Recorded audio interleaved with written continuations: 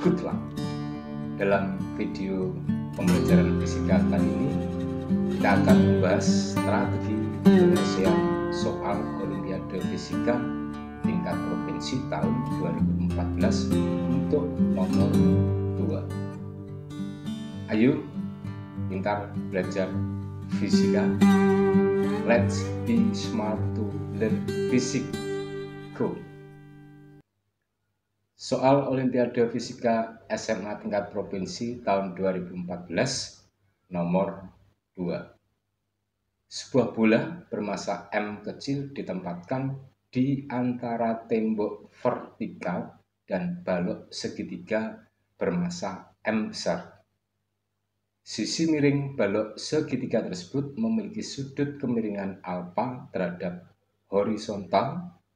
Bola tersebut menyinggung balok segitiga sehingga pada ujung paling atas balok tersebut balok berada pada lantai, baik bola maupun balok bergerak tanpa gesekan, percepatan gravitasi G ke bawah. Lihat gambar.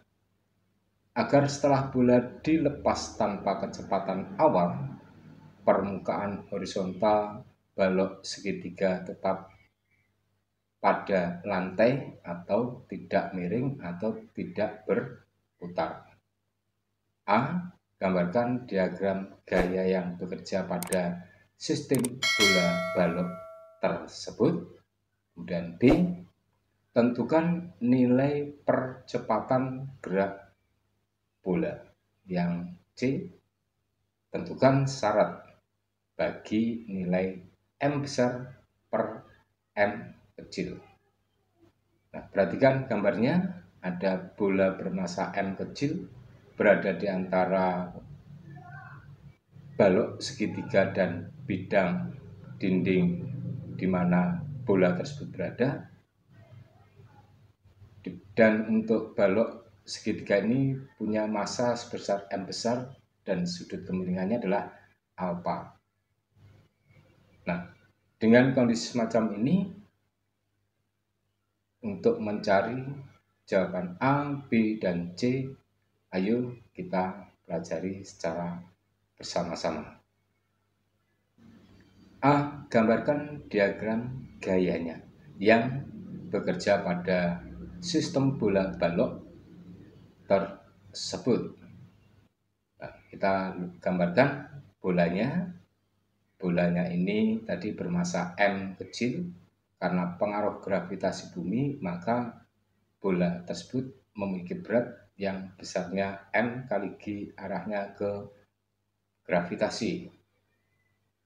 Dan bola ini berada menekan pada permukaan bidang miring daripada balok segitiga, sehingga balok segitiga akan memberikan gaya normal kepada bola tersebut sebesar N1. Di mana N1 ini miring terhadap sumbu Y membentuk sudut alfa. Dan selanjutnya untuk balok segitiga sendiri, seperti yang kita lukiskan di sebelah kanannya bola ini, memiliki sudut kemiringan alfa. Dan karena mendapatkan tekanan dari bola, maka besarnya tekanan yang dialami bidang miringnya balok segitiga ini terhadap karena dilakukan oleh bola, besarnya adalah sama dengan besarnya gaya normal yang diberikan pada bola. Jadi besarnya adalah sama dengan N1. Nah, juga miring terhadap sumbu Y membentuk sudut tertentu sebesar alfa, sama dengan besarnya bidang miring. Nah, karena balok segitiga ini punya massa sebesar M besar, maka balok segitiga ini juga punya berat yang besarnya adalah M besar dikalikan dengan G. Dan seterusnya, bola karena menekan pada dinding, akibatnya dinding akan memberikan gaya normal kepada bola tersebut yang arahnya menuju kepada bola, besarnya adalah N3. seperti pada gambar. Inilah adalah gambar diagram gaya yang bekerja pada sistem bola balok. Nah, dan seterusnya setelah kita gambarkan, marilah kita gunakan untuk menentukan B, nilai percepatan gerak bola. Kita gambarkan gerak untuk bolanya, jadi sudah terlukiskan gaya-gaya yang bekerja. Ada gaya berat mg, kemudian ada gaya normal n1 miring terhadap sumbu y membentuk sudut alfa, dan kemudian ada gaya normal n3 yang arahnya ke arah kanan yang diberikan oleh dinding di mana bola tersebut berada. Dan akibatnya karena ada M kali G, maka bola akan bergerak ke bawah dengan percepatan A1. Sedangkan untuk balok segitiganya, dia juga punya berat sebesar M besar kali G, namun karena geraknya ke kanan, maka M kali G untuk balok tersebut tidak ada hubungannya dengan pergerakan daripada balok tersebut ke kanan yang bergerak dengan percepatan A2, dan ini adalah disebabkan oleh karena N1. Nah, kalau kita gambarkan untuk percepatan A1 ke bawah, percepatan A2-nya ke arah kanan, maka kedua percepatan ini saling membentuk segitiga dengan sudutnya adalah alfa, dan hubungan antara A1 dan A2-nya adalah menghasilkan perumusan yang dikenal adalah dengan rumus tangen alfa, di mana tangen alfa adalah sama dengan sisi depan dibagi sisi samping dari sebuah segitiga, yaitu A1 dibagi A2. A2-nya adalah berarti bisa kita nyatakan sama dengan A1 dibagi tangen alfa. Untuk persamaan gerak bola, kita perhatikan bola bergerak ke bawah dengan percepatan A1 dan disebabkan oleh Ng serta dilawan oleh N1 yang miring, dan kemudian harus kita proyeksikan ke arah sumbu Y sehingga menghasilkan N1 aksen. Jadi gaya Mg ini dilakukan oleh N1 aksen, dan N1 aksen ini posisinya adalah sebagai sisi sampingnya, maka untuk besarnya N1 aksen ini sama dengan N1 cos alfa. Dengan demikian maka bisa kita nyatakan persamaan gerak bolanya adalah Mg min N1 cos alfa sama dengan M kali A1. Persamaan gerak balok segitiga bergeraknya ke kanan dengan percepatan A2 yang disebabkan oleh N1 terhadap sisi miring terhadap sumbu Y-nya, akhirnya kita dapatkan besarnya yang menyebabkan balok segitiga ini bergerak ke kanan adalah N1 aksen. Perhatikan pada gambar yang sudah saya lukiskan ini, yaitu arahnya ke kanan, berarti dia berada di depan sudut, maka aturan yang digunakan adalah aturan sin, sehingga N1 aksen itu besarnya sama dengan N1 sin alfa. Maka persamaan gerak balok segitiganya ini dapat kita nyatakan dengan N1 sin alfa sama dengan M besar A2. Jadi kita tuliskan kembali untuk persamaan gerak bolanya adalah Mg min N1 cos alfa sama dengan M kali A1. Nah, kalau M A1 kita pindah ke kiri, maka menjadi Mg min M A1 sama dengan N1 cos alfanya kita pindah ke kanan menjadi N1 cos alfa. Nah, dengan demikian maka untuk mencari berapa besarnya A1 ini, yang kita keluarkan adalah N1-nya, yaitu N1 sama dengan Mg min M A1 dibagi cos theta. Nah, ini adalah kita dapatkan satu persamaan. Dalam bentuk persamaan ini kita nyatakan persamaan 1. Sedangkan untuk persamaan gerak balok segitiga N1 sin alfa sama dengan MA2.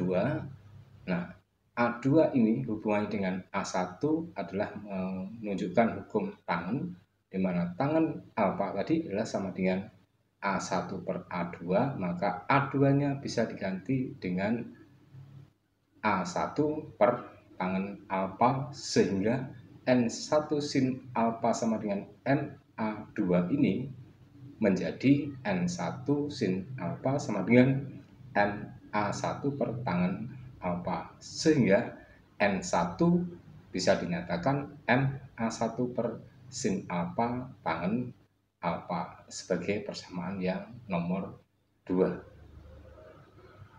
Maka persamaan 1 pada hubungan persamaan gerak bola dan persamaan 2 dihasilkan dari persamaan gerak balok segitiga, besarnya sama. Selanjutnya kita tuliskan MG min MA1 per cos alfa sama dengan M besar A1 per sin alfa tangen alfa. MG min MA1 sama dengan MA1 cos alfa per sin alfa tangen alfa. Nah, cos per sin adalah sama dengan sepertangen.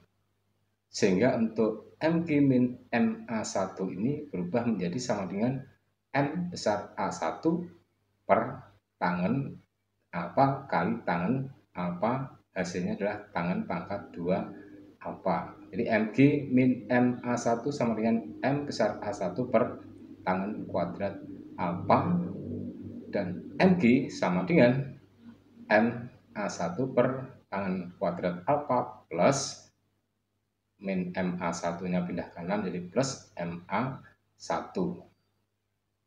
MG tangen kuadrat alfa sama dengan A1 kali M besar plus M tangen kuadrat alfa. Maka dengan demikian bisa kita peroleh untuk A1-nya adalah MG tangen kuadrat alfa dibagi M besar plus M tangen kuadrat alfa. Jadi dengan demikian bisa kita simpulkan besarnya percepatan gerak bolanya adalah A1 sama dengan MG tangen kuadrat alfa per M plus M tangen kuadrat alfa. Yang C, tentukan syarat bagi nilai M per M besar per M kecil. Perhatikan segitiga balok yang sisi miringnya atau sudut kemiringannya adalah alfa ini. Pada dasar balok segitiga tetap berada pada lantai sesuai dengan soalnya, berarti tidak mengguling atau berputar saat bola bergerak ke bawah. Saat balok segitiga akan mengguling, maka gaya normal N2-nya bergeser ke tepi balok seperti pada gambar. Jadi bergerak ke tepi balok atau berpindah ke tepi balok, bergeser ke tepi balok. Nah, jika lebar balok kita nyatakan dengan L dan tingginya adalah H, dan gaya normal N1 mula-mula di puncak balok segitiga sehingga timbul momen gaya dengan pusat rotasinya kita nyatakan di A. Jadi lihat segitiganya, pada dasar panjangnya L, ketinggiannya adalah H, kemudian pada paling ujung balok segitiga ini kita lukiskan gaya normal N1 yang kemudian kita berikan juga notasi A sebagai pusat rotasi karena adanya momen gaya yang bekerja, dan selanjutnya kita lukiskan pula gaya normalnya yang arahnya ke arah horizontal tegak lurus terhadap H, yaitu N1 sin theta. Jadi dari N1 membentuk sudut alfa, maka untuk yang arah horizontalnya tegak lurus dengan H adalah N1 sin alfa. Dan selanjutnya kita juga lukiskan berat benda balok segitiga ini, yang mana tempat atau pusat daripada titik beratnya berada pada titik potong garis planologi dari segitiga siku-siku ini, menunjukkan awal dari titik berat suatu benda yang mana balok ini beratnya adalah M besar kali G. Nah, jarak antara garis MG ini terhadap A adalah sama dengan sepertiga L. Besarnya momen gaya itu adalah gaya kali jarak titik kerja gaya terhadap sumbu rotasi, yaitu untuk N2 sin alpha ini jaraknya terhadap A adalah H, untuk MG jaraknya terhadap A adalah sepertiga L yang kemudian juga bisa dikenal sebagai lengan gaya atau lengan momen. Nah, berdasarkan yang sudah kita pelajari bahwa besarnya momen gaya itu adalah gaya kali jarak titik kerja gaya. Kalau lebih dari satu momen gaya yang bekerja pada suatu benda, maka kita nyatakan jumlah momen. Jadi jumlah momen gaya dengan sumbu rotasinya adalah di A, sigma tau A lebih kecil daripada 0. Itu bisa dikatakan lebih kecil atau sama dengan 0 karena benda ini tadi diarahkan tidak mengguling. Jadi Mg kali sepertiga L min N1 sin alpha H lebih kecil dari 0, di mana N1 berarti sama dengan MA1 per sin alpha tangen alpha. Itu adalah sudah diketahui kita dapatkan di atas tadi, dan untuk A1-nya adalah Mg tangen kuadrat alpha per M besar plus M tangen kuadrat alpha. Nah, N1 sama dengan MA1, A1-nya ini kita ganti dengan Mg tangen kuadrat alpha per M plus M tangen kuadrat alpha, maka N1 sama dengan Mg tangen kuadrat alpha per M besar plus M tangen kuadrat alpha dibagi sin alpha tangen alpha. Nah, untuk tangen alpha kuadrat dibagi tangen alpha, hasilnya adalah tangen alpha. Maka selanjutnya N1 ini bisa kita tuliskan sama dengan M besar Mg tangen alpha dibagi dengan M besar plus M tangen kuadrat alpha sin alpha. Nah, tangen alpha per sin alpha sama dengan seper cos alpha. Dari persamaan ini kemudian kita bisa dapatkan persamaan barunya lagi, yaitu N1 sama dengan M besar M kecil G dibagi M besar plus M tangen kuadrat alpha cos alpha. Ini adalah besarnya N1 yang nantinya akan kita masukkan ke dalam persamaan Mg kali sepertiga L min N1 sin alpha kali H lebih kecil daripada 0. Jadi Mg kali sepertiga L min N1 sin alpha H lebih kecil daripada 0. N1-nya tadi adalah M besar M kecil G per M plus M tangen kuadrat alpha per cos alpha sin alpha H. Maka untuk Mg kali sepertiga L min Mg per M plus M tangen kuadrat alpha cos alpha kali sin alpha H lebih kecil sama dengan 0. Mg min 3 Mg per M plus M tangen kuadrat alpha cos alpha sin alpha dikalikan dengan H per L. Nah, H per L itu adalah sisi depan dibagi sisi samping, maka H per L sama dengan tangen alpha. Dengan demikian maka Mg min 3M Mg per M plus M tangen kuadrat alpha tangen alpha karena sin per cos adalah tangen. H per L adalah tangan, sehingga selanjutnya untuk mg min 3 mmg per m plus m tangan kuadrat alfa tangan alfa lebih kecil dari ada sama dengan 0 menjadi 1 min 3m tangan kuadrat alfa per m plus m tangan kuadrat alfa lebih kecil atau sama dengan 0. M plus m tangan kuadrat alfa lebih kecil atau sama dengan 3m tangan kuadrat alfa. Nah, m tangan kuadrat alfa pindah ke ruas kanan menjadi negatif, maka 3m tangan kuadrat alfa dikurangi m tangan kuadrat alfa adalah sama dengan 2m tangan kuadrat alfa, sehingga m plus m tangan kuadrat alfa lebih kecil atau sama dengan 3m tangan kuadrat alfa ini bisa kita tuliskan menjadi m lebih kecil atau sama dengan 2m tangan kuadrat alfa.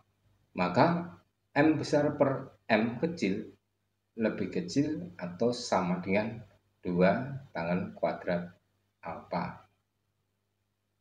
Jadi syarat bagi nilai m besar per m kecil adalah lebih kecil atau sama dengan 2 tangan kuadrat alfa.